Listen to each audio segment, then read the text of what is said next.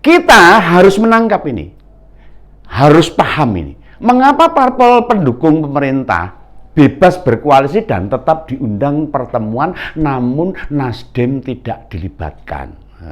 Panjenengan harus paham ini.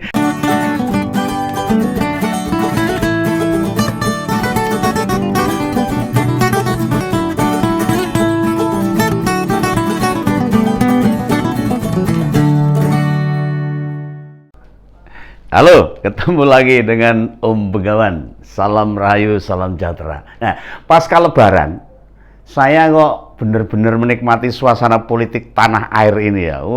Sepertinya kok gayeng banget loh. Ya mungkin bagi banyak orang koalisi kayak belum ada yang pasti. Isih mumet mungkin, belum pasti, belum genah itu loh. Karena ada pertemuan antar parpol dengan beda koalisi, kesana kemari belum mengerucut loh. Kita tahu saat ini ada 3 koalisi yang sudah terbentuk. Ada koalisi perubahan, koalisi Indonesia Bersatu, dan koalisi kebangkitan Indonesia Raya. Nah, hanya PDIP, parpol parlemen yang tidak berkoalisi. Nah, uniknya ini, P3 yang anggotanya koalisi Indonesia Bersatu malah mendukung pencapresan Pak Ganjar yang jelas-jelas diusung oleh PDIP. Ini ada apa ini? Nah, lalu Golkar yang ada di KIB malah akan bertemu dengan PKB, anggota koalisi kebangkitan Indonesia Raya. Sebelumnya malah bertemu tuh dengan Demokrat di Cikeas itu. Akan kesana kemari nih koalisi ini, belum jelas, belum genah itu. Gerindra yang sudah fix mencalonkan Pak Prabowo, tapi anggota koalisinya PKB belum menyatakan ikut mendukung. Ya kemarin Pak Prabowo malah menemui dedengkot Golkar, Pak Yusuf Kalla dan Pak Isal Bakri. Nama lengkapnya itu Pak Abdul Rizal Bakri. masih pada ingat ini. Dan pasti banyak aksi-aksi parpol yang macam-macam. Segala macam manuver dilakukan itu. Tidak perlu bingung melihat itu semua. Ya, politik Indonesia seperti ini. Muaranya sih hanya satu. Demi Indonesia ke depan yang lebih baik. Menurut Om Begawan ini. Saya membacanya, akrobat para parpol itu makin menutup pemberitaan dolannya. Berkelilingnya Pak Anies. Orang berita ini tertutup dengan manuver-manuver koalisi-koalisi ini hilang. Sehingga yang tersaji di media mainstream ini berita selain Pak Anies. Jadi nggak kelihatan ini. Tidak hanya itu, Deng, tapi juga berita Nasdem. Ini Nasdemnya makin terkubur, makin tidak terlihat, makin tidak terberitakan ini. Nah, pertemuan parpol pendukung pemerintah minus Nasdem makin mempertontonkan para politisi yang tidak bekerja demi bangsa dan negara. Ini ketoknya ngono ini. Ya karena mencalonkan Pak Anies ini. Nah, kita harus menangkap ini. Harus paham ini. Mengapa parpol pendukung pemerintah bebas berkoalisi dan tetap diundang pertemuan, namun Nasdem tidak dilibatkan? Panjenengan harus paham ini. Pak Jokowi karepe apa ini? Nasdem kok tidak diundang ini, termasuk Pak Paloh ini kok nggak diundang apa ini? Nah, satu lagi, motor koalisi perubahan selain Nasdem dan PKS kan ada juga itu. Ada Pak JK alias Pak Yusuf Kalla. Ya, meskipun tidak berada di struktur Golkar, tapi suaranya masih didengar. Dia kan politisi senior itu, juga pernah jadi ketua umum Golkar itu loh.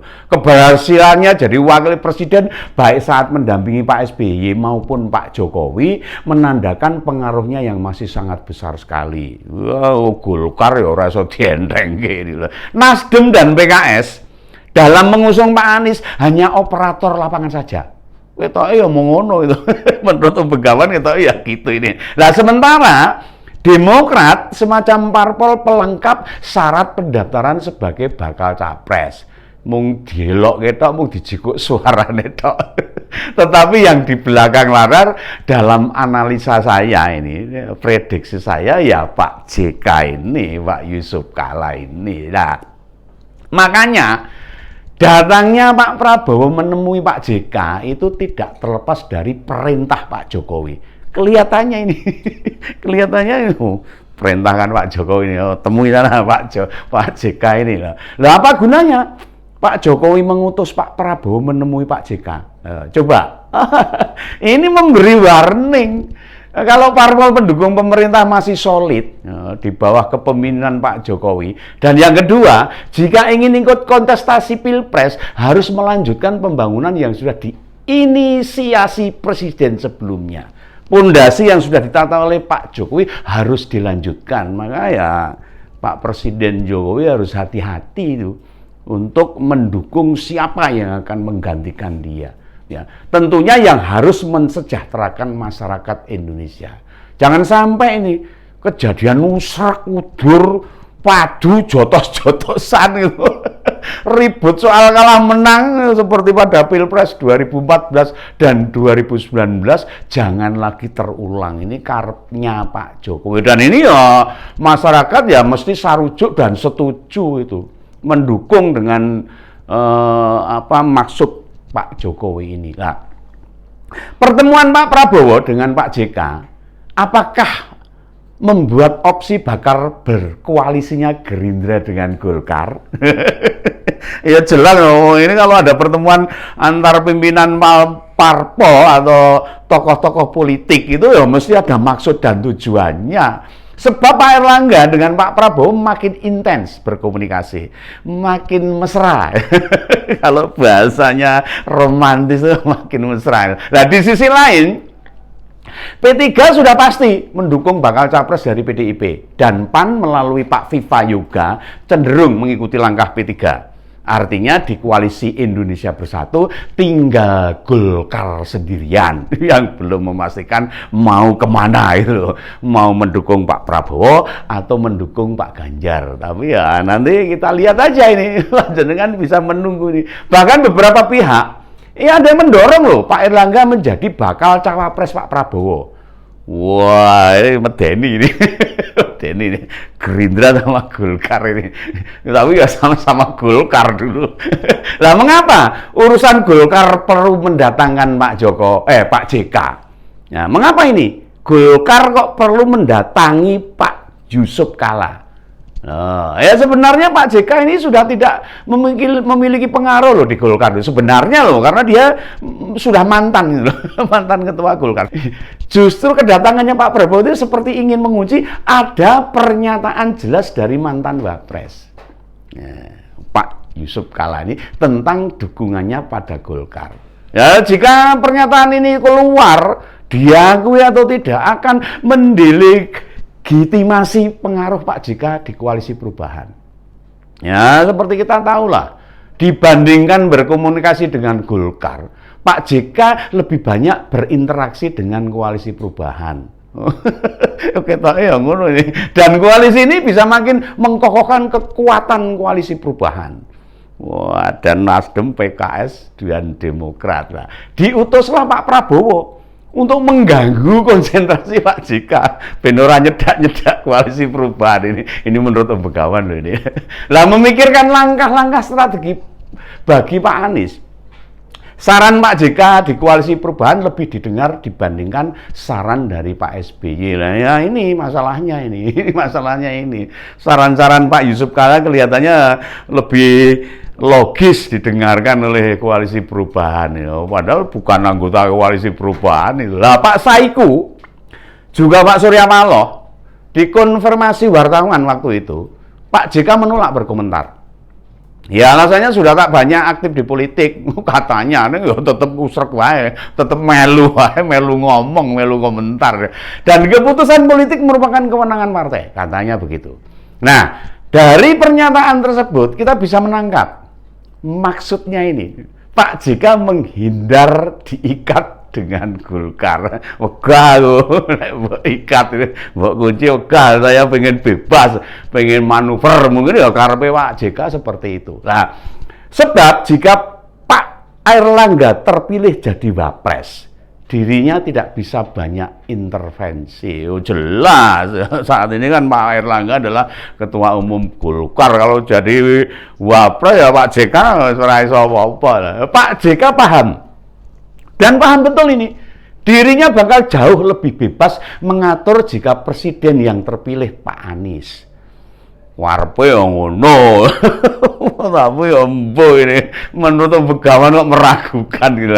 Dulu waktu jadi gubernur, balapan Formula E yang diselenggarakan di Jakarta juga atas cawe-cawe Aksa Mahmud loh. Siapa itu Aksa Mahmud? Itu keponakan Pak Yusuf Kalla ini. Termasuk saat Bang Aksa Mahmud membongkar utang piutang Pak Anies ke Pak Sandiaga. Kalau saya ingat gitu ya malu ini. Kalau ngomong kan itu malu ini. Nah, beliau berang loh, marah itu. Marah itu sama Mas Aksa ini marah. Yang membongkar tentang pinjaman uang itu. Sebab semua perilaku yang terbongkar itu kan membuat posisinya di koalisi perubahan bakal makin melemah itu. Mungkin ya izin gitu. Pak Yusuf Kalla jadi izin dibongkar ponakannya sendiri. Nah, kalau melihat peta koalisi perubahan, mereka memang sudah membagi tugas. Mau dibagi-bagi, kowe ngono, kowe rono gitu. Soal biaya pasti jadi urusan Nasdem. Karena yang kelihatannya paling kaya sendiri itu, secara materi itu. Karena memang yang paling punya modal besar dianggap paling punya posisi modal terbesar. Termasuk juga soal urusan framing berita sepak terjang Pak Anies. Punya TV. Jadi lebih gampang melalui terbitan media Indonesia dan Metro TV. Nah, citra mantan gubernur DKI ini terus dipoles dengan luar biasa. Wah, pokoknya didiandani di poles sedemikian rupa supaya menarik untuk ditampilkan di depan masyarakat bangsa Indonesia. Juga difasilitasi oleh Surya Paloh itu jet pribadi. Pesawat terbang itu ke berbagai pelosok Nusantara disediakan oleh Pak Surya Paloh. Nah, PKS akan menghandle perang udara dan perang darat. Ini strategi perang ini. Angkatan udara ada, angkatan darat ini. Utamanya di isu-isu agama. Wah, ini mulai orang nyenengke ini kalau isu-isu agama itu politik identitas keluar lagi ini. Siapa yang tidak kenal kekuatan pasukan medsos PKS? Oh, mereka jagonya ini. Mereka jagonya untuk medsos ini. IT mereka sudah cukup terbukti bagus gitu loh. Dan terbukti Pilkada DKI kekuatan medsos mereka memenangkan Anies Pak Sandiaga waktu Pilkada di Jakarta 2017. Nah, konsolidasi daratan juga akan dilakukan oleh PKS, termasuk beberapa pertemuan di titik tempat ibadah. Itu bisa dicek ini. Pasti dikonsolidasikan oleh kader-kader PKS. Mereka tahu kalau basis kekuatan dan peluang menang Pak Anies ini jika membawa isu-isu agama lagi. Ya ini peristiwa DKI 2017 akan terulang lagi ini. Tidak heran ini. Nah, meski dikesankan Pak Anies mampir untuk sholat, wah itu hanya semacam tirai strategi untuk menutupnya saja. Tapi ya akhirnya melontarkan isu-isu seperti ini. Ya, yang saya tidak tahu, yang Om Begawan ini kurang paham peran Demokrat. Jadi ngopo ini Demokrat ini perannya apa ini? Kayaknya sih Demokrat diajak sebagai pelengkap penderita saja untuk jadi syarat pendaftaran itu loh. Supaya syarat jumlah kursinya itu memenuhi persyaratan untuk mendaftarkan calon presiden dan wakil presiden. Nah, sedangkan strategi bermain politik akan dipegang penuh oleh Pak Yusuf Kalla. Ini menurut Om Begawan, ini prediksi opini ya boleh-boleh saja ini. Jadi lengkap sudah ini. Perlengkapan tempur mereka koalisi perubahan itu kita lengkap ini. Wadah medsos, serangan udara, ada strategi darat yang akan dilakukan oleh PKS sudah siap menghadapi kubu Pak Ganjar maupun Pak Prabowo. Wah, ini monggo kita nikmati aja. Masyarakat diberi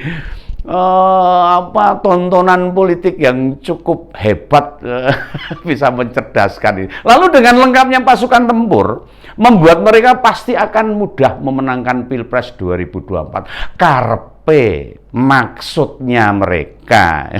Termasuk jika Pak JK di belakang mereka. Pokoknya pede banget lah. Pede banget loh. Dengan direktur kampanye Pak EF Saifullah Fatah. Wow, ya itu menurut Begawan orang cerdas itu untuk mengolah isu itu. Jadi komplit ini.